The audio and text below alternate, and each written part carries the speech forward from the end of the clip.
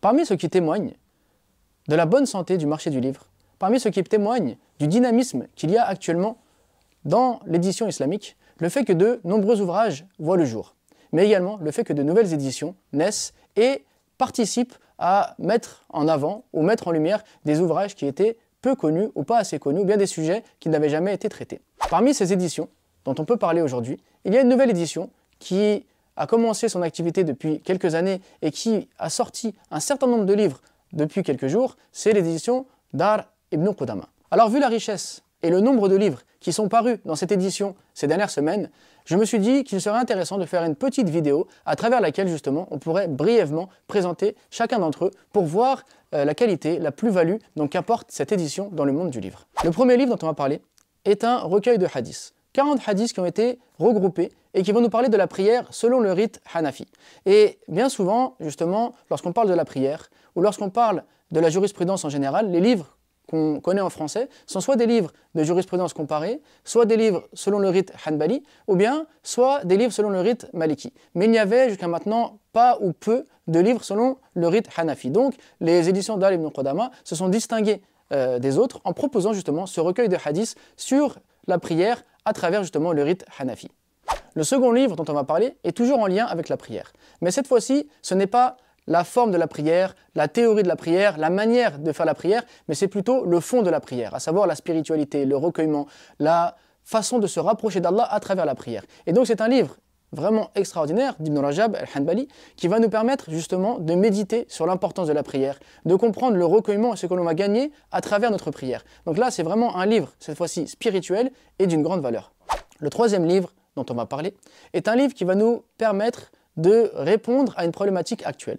Donc bien souvent, les gens se posent la question, faut-il suivre une école de jurisprudence ou non? Peut-on être soi-même mujtahid? Peut-on piocher à droite à gauche dans les textes ou dans les écoles? Comment en fait avoir une manière d'apprendre qui soit structurée, qui soit cohérente, de façon à préserver l'héritage de l'islam sans se perdre et de manière à pouvoir nous rapprocher d'Allah en suivant donc la voie que les croyants ont toujours suivie. Donc, faut-il ou non suivre une école de jurisprudence? C'est ce que l'édition nous propose donc de découvrir et de traiter comme question à travers donc ce livre de référence, qui est un livre donc toujours de l'imam Ibn Rajab, et qui va analyser la question du suivi ou non des écoles de jurisprudence. Le quatrième livre dont on va parler va nous permettre de découvrir d'autres auteurs que les auteurs dont on a l'habitude de parler. Bien souvent, lorsqu'on parle de savants, on parle de savants du Moyen-Orient, on parle de savants du Maghreb, mais on ignore que dans le monde musulman tout entier, il y a des savants. Et cette fois-ci, l'éditeur va nous permettre donc de connaître un shir parmi les savants du continent indien.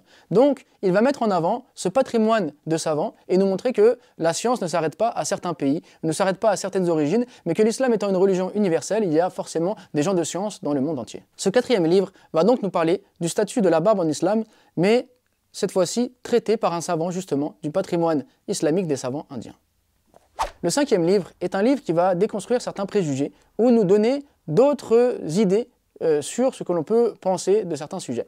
Alors, il y a par exemple un sujet qui, des fois, crée des discordes, à savoir le chapelet. A-t-on le droit ou non d'utiliser un chapelet? Est-ce que le fait d'utiliser un chapelet pour faire du dhikr, donc pour se remémorer Allah Azza wa Jal, est une innovation ou pas? Est-ce que c'est quelque chose qui est étranger à l'islam ou non? C'est cette question que l'édition a souhaité traiter à travers ce livre qui va réunir donc des hadiths, mais également des paroles de gens de science sur la question du chapelet, afin de savoir si, oui ou non, on a le droit d'utiliser le chapelet lorsqu'on fait du dhikr.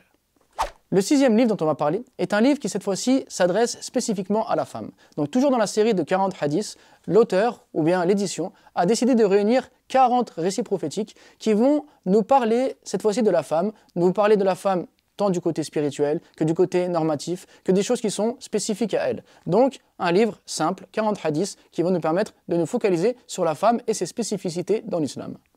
Le septième livre est un livre qu'on doit tous lire au moins une fois dans sa vie. C'est un livre qui va nous parler du conseil et de la critique. Car bien souvent, on veut faire le bien, on veut conseiller les autres, mais en fait on tombe dans des critiques qui, au lieu de nous rapprocher d'Allah Azza wa Jal, au lieu d'aider nos frères à changer, nous poussent finalement à mettre de la haine et de la zizanie entre les gens. Alors, bien distinguer entre le conseil et la façon de le faire, et la critique et les dangers qu'il y a derrière, c'est une source, on va dire, de solution dans nos vies et de réconciliation entre nous. Ce livre d'Ibn Rajab, qui va nous parler du conseil de la critique, est un livre qu'il faut impérativement lire parce qu'on en a véritablement besoin, tant nos cœurs sont malades dans ces questions-là.